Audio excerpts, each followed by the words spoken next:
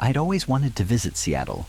The light rain, cozy cafes, and that perfect blend of modernity with a vintage touch. When I finally had the chance to spend a few days there for work, I knew immediately what I wanted to do in my free time. Visit Pike Place Market and have coffee at the first Starbucks, the birthplace of the world's largest coffee chain. It's not every day you get to have coffee in a historic place, I thought. Pike Place Market was vibrant, full of tourists and locals, with its fresh fish stalls and street performers.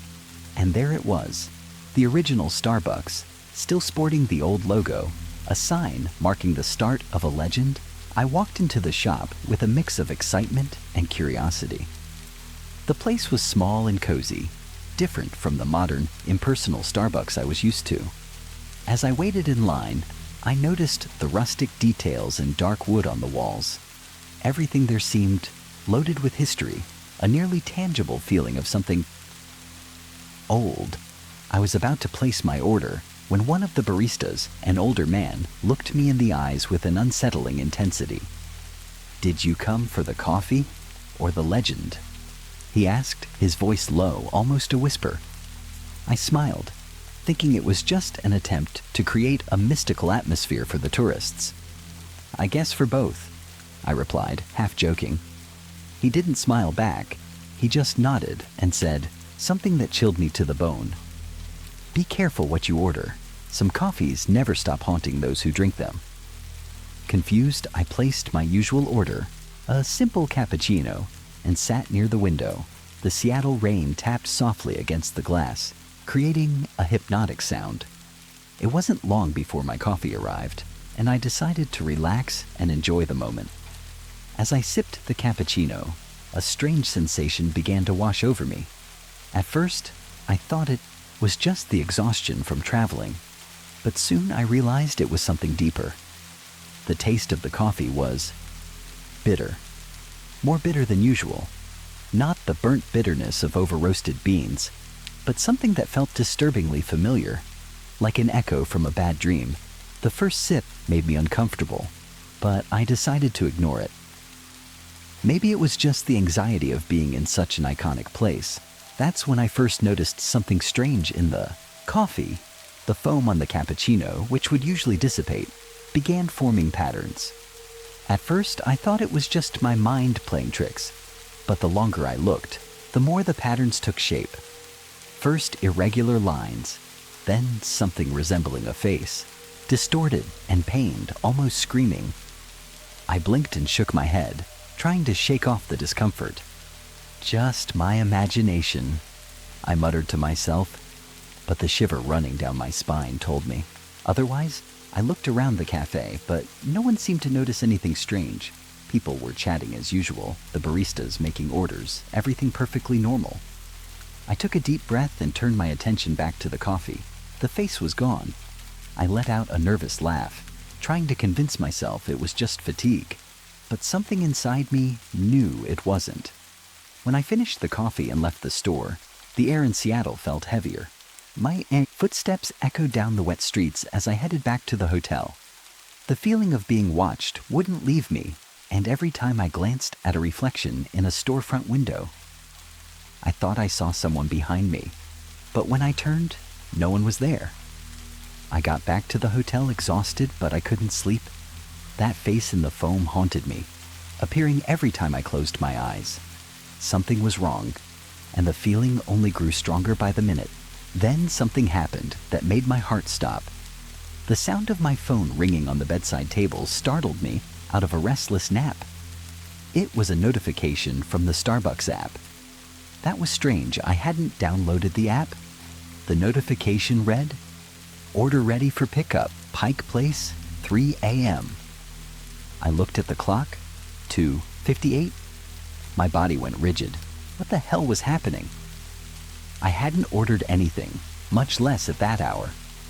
My head was spinning, and panic started to creep in. Before I could react, a second notification appeared. "Your coffee is getting cold." My heart raced. I jumped out of bed and looked out the window. Down at the deserted street below, something felt off about the city at that hour. Fog covered the sidewalks and everything seemed displaced, like time was stuck between midnight and something worse. I had to understand what was happening.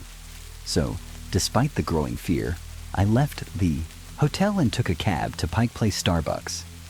The ride there felt endless. The empty streets eerie and shadowy, lit only by flickering streetlights. When I arrived, the market was completely deserted, a stark contrast to the hustle and bustle of the day. The Starbucks had its lights on. It shouldn't have been open at that hour.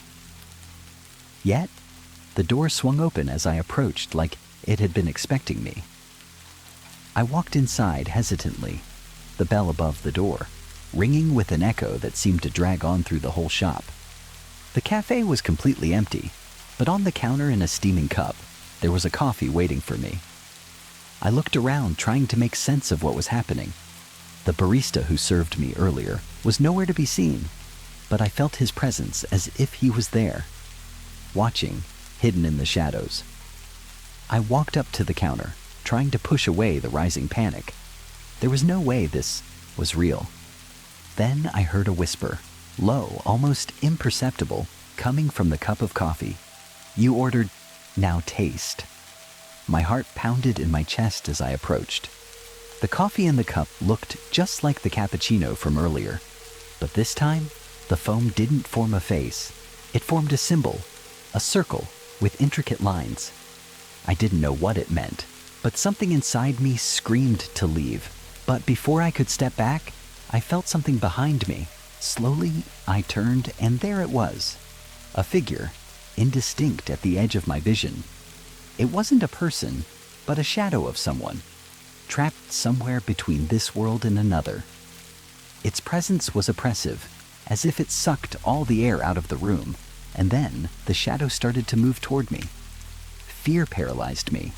Everything around me blurred, and the only thing I could hear was the sound of the doorbell closing. A warning that I was trapped in a final act of desperation. I ran for the exit. The door was locked, and when I looked back, the shadow was over me. Its eyes, if they were eyes, glowing with something inhuman. I tried to scream, but no sound came out, and then everything went dark. I woke up in my hotel the next morning, sunlight streaming through the window.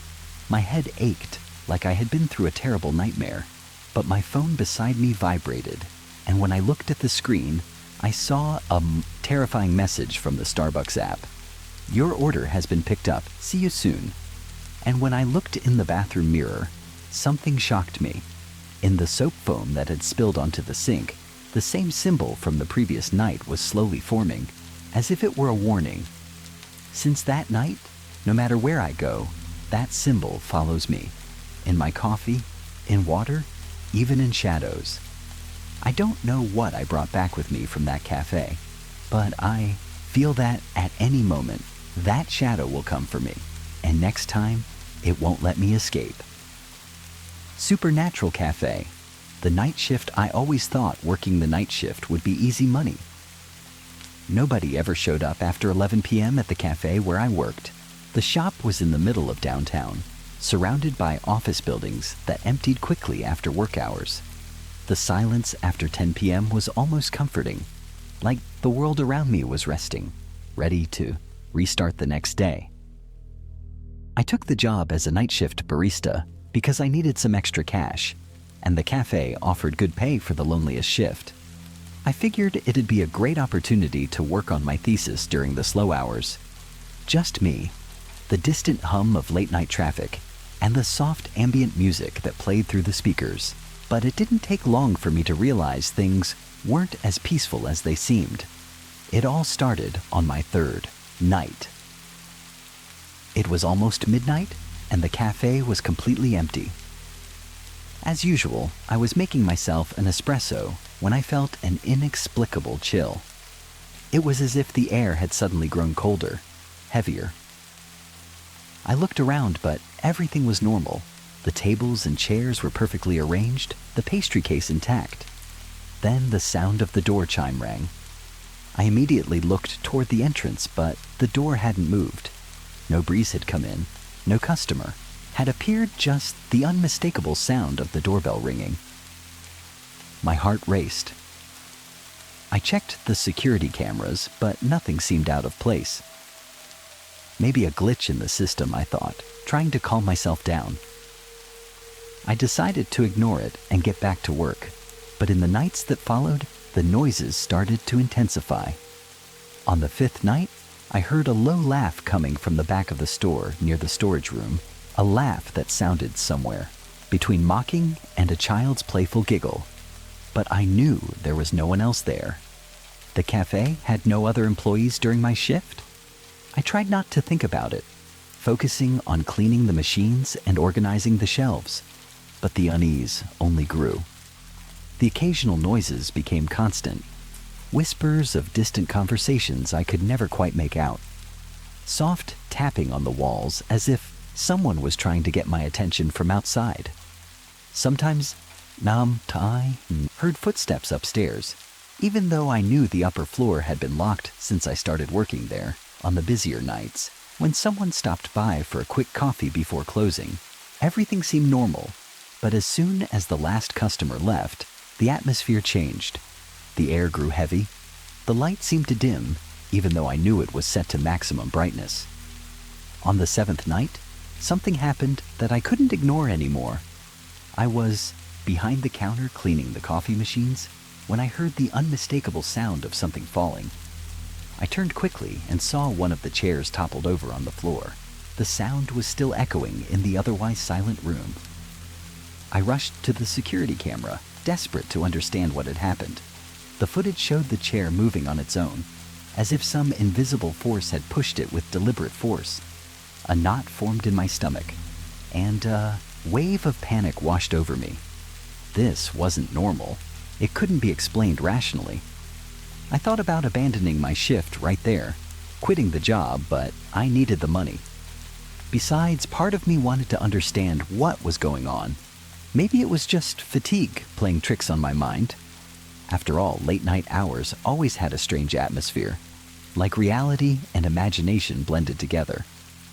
It was on the 10th night that everything changed. I said, closing the shop, turning off the lights, ready to leave. But just as I was about to switch off the last light, I heard the sound of the coffee machine turning on by itself. Steam started to hiss out of it, as if it were brewing a fresh cup of coffee. I stared at the machine, and to my horror, the display showed a time. 03 Uhr. That wasn't the right time. It was only 12:45. Even so, something began dripping into the cup I had left under the machine hours. Earlier, I stood frozen, unsure of what to do. Then I felt a presence behind me. Something cold and dense, like a shadow absorbing all the warmth around me. Fear paralyzed me, and my breath grew heavy. I heard a whisper, very close to my ear. "You're seeing it now." When I turned around, I saw a figure, indistinct, almost translucent, standing in the middle of the room. Its eyes, if they could be called eyes, were empty like dark holes that sucked in the light around them. Its outstretched hand seemed to flicker in the air, like it was made of smoke. My heart nearly stopped, and I stumbled backward, collapsing onto the floor. In the next second, the lights began to flicker violently, and the sound of the coffee machine, the hum of the appliances, all blended into a chaotic, deafening noise. I scrambled backward, trying to escape from that thing moving slowly toward me. Its hands seemed to stretch out toward me as its form distorted, like it was made of liquid shadows. Just when I thought there was no way out, everything stopped. The sound ceased. The lights returned to normal, and the figure vanished. I was alone, panting and drenched in cold sweat, in the middle of a perfectly organized cafe, as if nothing had happened. The next day, I quit. I left the keys on the counter and walked out without looking back. But ever since that night, something changed. Every night, always at 3:10 a.m., I receive a notification on my phone. It's from the cafe's security camera app, alerting me about movement inside the shop. And when I check the video, all I see is the empty shop, tables and chairs in place, and a shadowy figure slowly crossing the floor, getting closer to the camera. Each night, the shadow gets a little closer,